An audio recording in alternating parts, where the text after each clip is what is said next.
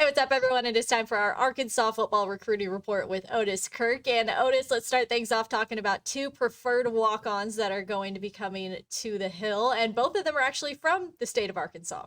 Yeah, they are, and they both can play. Josh Street is a kid, 6'6", 295, Terry, and he's not one of those that I think is going to eventually get a scholarship. I think Josh Street's going to help the Razorbacks.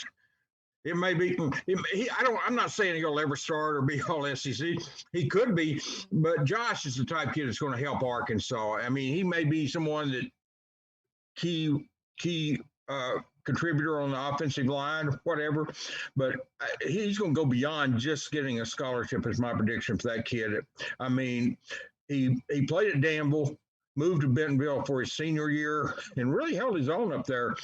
And that's not easy to do when you play at a smaller classification. But playing the SEC is something that, he's not going to come in and play probably as a freshman, a red shirt, and earn his play. But I really like Josh Street. I think that I compare that with the Jordan Hanna deal we talked about a week or two ago on here. I think those are steals for Arkansas, not just good pickups, but steals. Mm-hmm. And then John Stanley Hill, 6'5", 240, a defensive end from Dumas, is a kid that can, had like Street had offers to other schools. And, Hill is probably going to face a situation where he's going to have to probably put on some weight there, but he's still bigger than some of the scholarship defensive ends they've had. And he's got the height, 6'5", to do that, to put on the additional weight. I think he's another steal. I mean, he all he does is go out there and make plays. I saw him at the monster camp I went to last summer over at Maumelle. Mm-hmm. Yeah, he was there, and I did an interview with him then. Good-looking kid. I mean, I really like him. I think he's got a chance to play too. I think he's got a chance to eventually play. He played both ways for Dumas.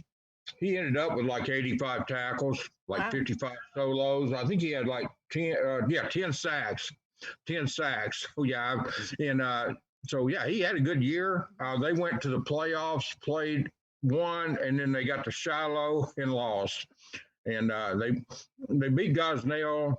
Not sure if that was the first round, but anyway, they played Gosnell and beat them in a close game. And then they came to Shiloh and they lost, and I believe in the third round. And so, but both those kids are players that will eventually help Arkansas in some regard. And if nothing else, they're going to make the players they go against a lot better, because they're not your typical probably walk-on players, to be honest with you. They're kids that had scholarship offers, and their love for the Razorbacks is why they're going to be Razorbacks, not because they didn't have any other opportunities. Yeah. Let's talk about a running back real quick. Isaiah Broadway was in Texas. Now he's at Sylvan Hills and had an injury last year as well. Yeah, and he's fought some injuries his 3 years. He played at Louisville. He been down there for 2 years, 9th grade and 10th grade. Came to camp up here, ran a 4.61 laser at another camp. Had a 41-inch vertical high jump up here, vertical jump. This kid is athletic as heck, and if he can ever stay healthy and stay on, he's a 4-star recruit. We're talking about something in a class of 2022 that is a 4-star recruit. So it's not like, and he's got a bunch of offers. He's got different offers, Baylor, and there's several offers. UCA has offered him just this past week since he moved to Arkansas. Chad Morris and Jeff Traylor had offered him, but this staff has not re-offered him. Now, the previous Baylor staff had offered him, and then they came back and re-offered him. And I think he's got about 12 or 13 offers right now, Tara. So he's got quite a few offers. And but he's someone that I think if Sylvan Hills, they had a good team. They got to the semifinals of Class 6A, and they lost to Lake Hamilton 21-20 in overtime. And then, of course, Lake Hamilton got beat by Greenwood. But yeah, I mean, they were a good team, and they're going to add 4-star running back. And like I said, the key with Isaiah is nothing else except just stay healthy. If he does that, he's going to continue to get more offers. And I think Arkansas might take another look at him, I mean, he's going to be here in the state. They're going to get a chance to see him more. I really think he's got unlimited potential. If he can just stay on the field, and he's a very good kid. If you stay on the field, he's got a great future ahead of him. Well, a guy we talked about last week was Curly Thomas, one of my favorite names, defensive end. And I know you actually had the chance to talk with him Yeah. recently about his virtual tour. What did he think about it? Yeah, Arkansas did that last week. We talked about with the in-state kids. This Mhm. week they did it with the out-of-state kids, and Curly is almost like an in-state kid in the fact that he was born in Arkansas. But we're talking about a player that's got about 29 offers. Recently narrowed it down to 18, including Arkansas. But boy, he's a defensive end. Probably 6'5", close to 250, 6'4.5", 245, something like that. But he's going to be a big time recruit. Well, he is a big time recruit, not going to be. He is a big time recruit. But what I mean is, his recruiting is going to continue to blow up. He had a good season. He plays at Fort Worth, Nolan Catholic down there. And yeah, I mean, the thing you keep thinking about all these virtual tours that Arkansas does, Mhm. they're all so well organized apparently, because that's what everybody talks about. They don't know most of them say they don't know what to expect going into it, but when they get there, they're surprised at how organized, how thorough maybe that Sam Pittman and his staff are with these. So it's a good idea. They're doing this. They did this the last two Saturdays at least. The staff did, Mhm. and they're making the best out of the situation, if they were dealt, where you can't have kids on campus, you can't go out and see them. So what do? You do the next best thing. You bring them to you the virtual way. And, now I'm not going to lie to you. I hope one day that soon we can get on here and we never have to use the word virtual again. I'm looking forward to that day, and I'm sure everybody else is too. Yeah. Virtual. They were talking about a virtual vacation, and I'm thinking, to heck with that.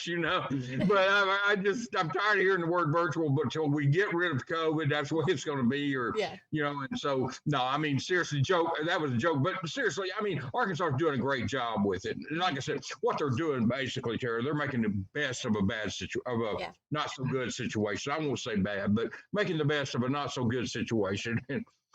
And they're creating ways to impress kids and their recruits. And when you can do that, when you impress the parents and the kids, and at any time, you're doing a great job. And so that's the key with that thing.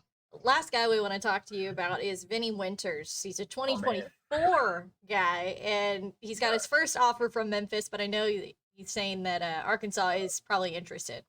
Oh yeah, that's not going to be his last offer. I mean, he's talking about schools like Arkansas, Alabama, Clemson, Ooh. Florida. I mean, and I mean, we're talking about a ninth grader for people that's not doing the math in their head about Yeah. 2024. We're talking about a kid on the ninth grade that moved up to the varsity. They also came and played Shiloh in the playoffs and lost, but he's an offensive tackle. He played left tackle. He protected Cedric Simmons out there for the quarterback that I love. It's Malvern, and he man, he's 6'4", 290. There's no telling how big this kid's going to be when he gets fully grown.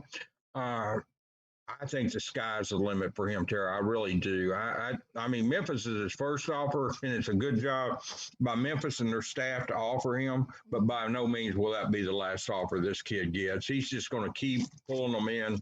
Where he ends up, who knows? He told me he grew up an Alabama fan. I'm sure Arkansas is going to try to make headways and change that. But you understand why kids grow up like in Alabama. I mean, they're on TV, they win national championship.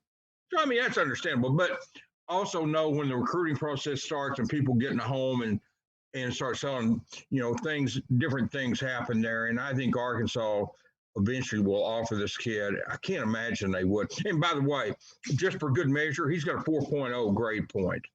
Nice So bonus. we're talking about a kid that's not just talented and good kid. He's smart. He's smart as well. And not just smart, excuse me, but disciplined enough to make good grades. Because a lot of people are smart. I think I was smart in high school and I didn't make good grades because I wasn't disciplined. I didn't care. And so I was stupid. But this kid's smart and really does great things. And so I really think the sky's the limit for him.